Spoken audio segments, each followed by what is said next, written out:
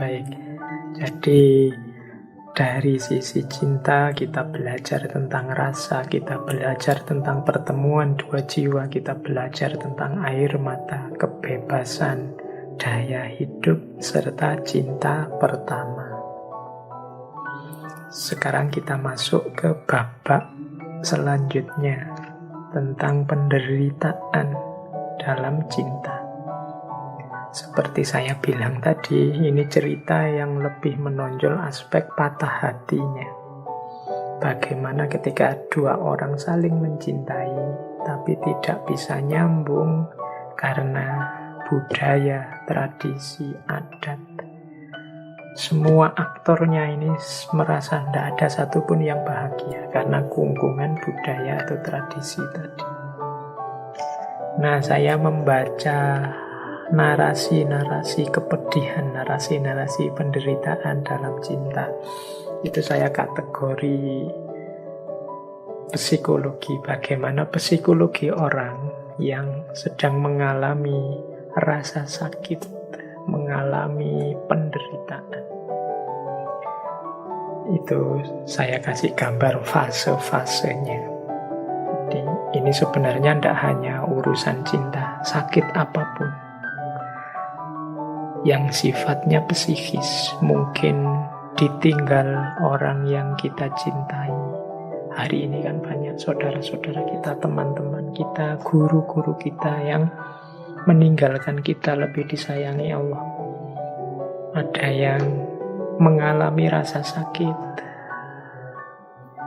Apalagi hari ini era pandemi, wabah di mana-mana, rumah sakit penuh. Ini kan penderitaan demi penderitaan. Zaman dulu, saya lupa bulan apa, awal-awal corona itu kita membahas juga tentang penderitaan.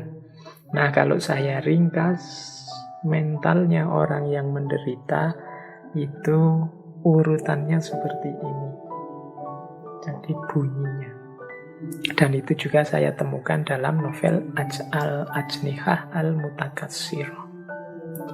Jadi diawali dari pengingkaran, tidak terima, not me. Kemudian dilanjutkan dengan mempertanyakan, why me. Kemudian dilanjutkan dengan permohonan, please, not me. Kemudian berlanjut menjadi depresi, putus asa, why it still me. Kemudian dilanjutkan dengan negosiasi, I will, but, titik-titik. Dan yang terakhir baru it's okay. Jadi terakhir, kalau sukses melalui rasa depresi, rasa sakit berkepanjangan, biasanya terus baru diterima. Jadi yang paling awal orang itu ketika mengalami penderitaan biasanya mengingkari, not me, enggak. Kayak ada yang mungkin teman-teman merasa tiba-tiba greges, tiba-tiba kehilangan rasa. Itu biasanya pertama-tama denial. Enggak, aku enggak kena corona kok. Ini paling demam biasa. Mungkin ada orang kesayangan yang dipanggil oleh Allah. Itu biasanya pertama denial. Enggak. Ini dia bisa sembuh. Enggak, ini mungkin hanya enggak sadar sementara. Mungkin koma saja. Ini denial, not me. Mungkin masih bisa diselamatkan. Mungkin ini not me. Jadi biasanya serangan pertama itu kita ingkari, denial. Bukan aku. Tidak begitu.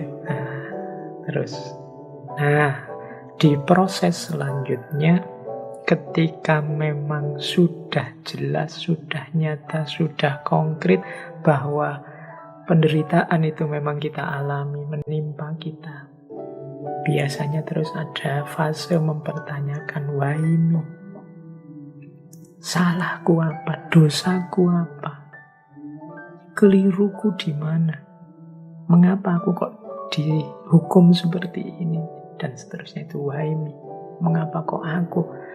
Yang lain yang harusnya lebih pantas dipanggil dulu malah tidak dipanggil. Ini orang yang aku cintai yang dipanggil. Salahku apa itu? Why me? Itu fase kedua. Jadi setelah mengingkari kemudian mempertanyakan, ya tetap ini karena pertanyaan-pertanyaan retoris yang ya entah ditanyakan pada siapa, ya jawabannya juga ya tidak ketemu, tapi tetap ada mempertanyakan. Ini semacam protes. Mungkin juga kepada Tuhan, salahku apa, dosaku apa. Setelah fase ini terlewati, biasanya masuk ke fase ketiga. Fase ketiga ini, please not me. Tolong jangan aku. Tolong jangan aku ini. Ya aku terima akhirnya memang aku mengalami ini, tapi semoga ditunda dulu. Iya ternyata aku memang corona. Semoga tesnya tadi keliru. Semoga ini seminggu saja selesai. Please not me. Nah ini biasanya mulai banyak doa-doa, mulai banyak mendekat ke Allah. Itu biasanya fase please not me. Tolong jangan aku, tolong sembuhkan aku, tolong kembalikan dia, tolong bangunkan aku kalau ini mimpi. Itu please not me. Kalau fase ketiga ini dilewati, masuklah ke fase yang keempat.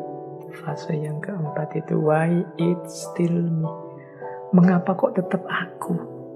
Ternyata dia memang benar-benar pergi. Ternyata aku ini memang sedang sakit parah. Ternyata aku benar-benar corona. Ternyata aku benar-benar mengalaminya. Nah itu. Ini ada kemarahan muncul. Why it's still me. Ini yang tadi saya sebut depresi. Jadi stres. Ternyata benar dia pergi. Ternyata memang benar aku ini penyakitku banyak. Ini orang mulai depresi.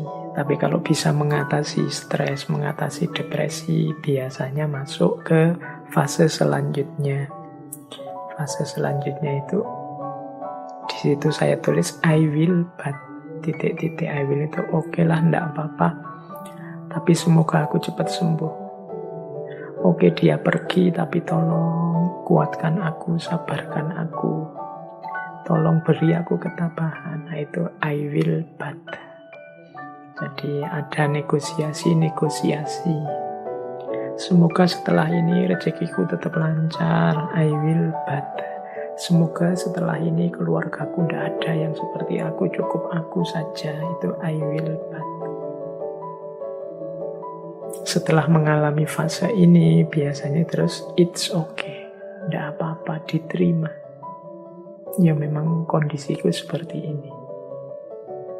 Nah, jadi dari orang pukulan pertama, kesulitan pertama, penderitaan pertama, itu ada pergeseran mental sampai level kita terima, ya mau gimana lagi. It's okay, nggak apa-apa wis. Nah, itu.